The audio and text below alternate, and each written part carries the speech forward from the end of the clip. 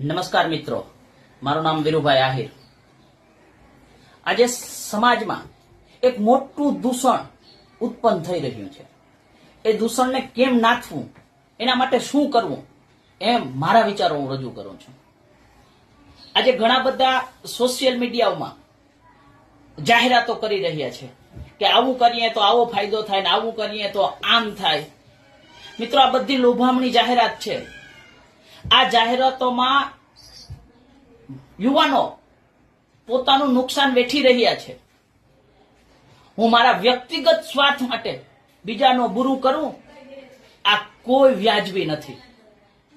ઘણા બધા લોકોને પોતાના ફોલોવર્સ કેમ વધે એમાં જ ઇન્ટરેસ્ટ છે, પણ તમારા ફોલોવર્સ વધવાથી બીજાને કેટલી નુકસાની આવે છે એનો તમને ખ્યાલ છે? આ તો એવું જ થયું ને કે બીજાની લીટી ભૂંસીને મારી લીટી મારે મોટી કરવી છે। દરેક યુવા મિત્રોને અને વાલીઓને મારે વિનંતી છે કે તમારું બાળક આવા અવળે રસ્તે ન ચડે એનું ખાસ ધ્યાન રાખજો। જે લોકો જાહેરાત કરી રહ્યા છે એમનો વ્યક્તિગત સ્વાર્થ છે અને એમને પૈસાની આવક છે, એ પોતાના પૈસા માટે કરી રહ્યા છે, પણ એના પૈસા માટે આપણા બાળકનું શું થશે?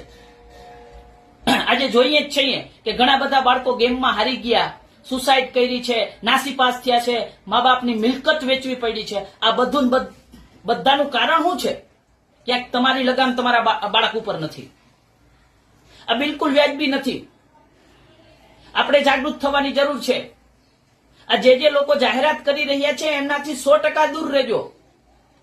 એમને એમના ફોલોવર્સથી ઇન્ટરેસ્ટ છે, વ્યક્તિગત માણસોથી ઇન્ટરેસ્ટ નથી। સવાર સાંજ ઉઠીને ઈ જ જોઈ છે કે આજે મને કેટલા ફોલોવર્સ આવ્યા, પણ ઈ જોઈ છે કે મેં આજે સવારમાં કેટલાનું ભલું કર્યું છે। અને જો એવું જ બધું એને હોય તો આજે ઘણા બધા મુદ્દાઓ છે, એના ઉપર કેમ વિડીયો નથી મૂકતા? જે હું ખેડૂતો માટે ખુલીને આવું છે એમાં આવો ને ખુલીને મેદાને, ખબર પડે। કરવાનું તો એ છે। હા, હાલી નીકળ્યા છો તમે, તમારા ફોલોવર્સ વધારો 100%, એમાં અમને કોઈ દુઃખ નથી, પણ ખોટી જાહેરાતો ન કરો। આ યુવા લોકો કેટલા ભોગ બને છે અને તમારો પણ વાંક નથી। જાગી જ છે કે આમાં નુકસાની જ થાય છે, છતાં જો યુવા લોકો જોડાતા હોય તો એમની સમજદારી એમને મુબારક।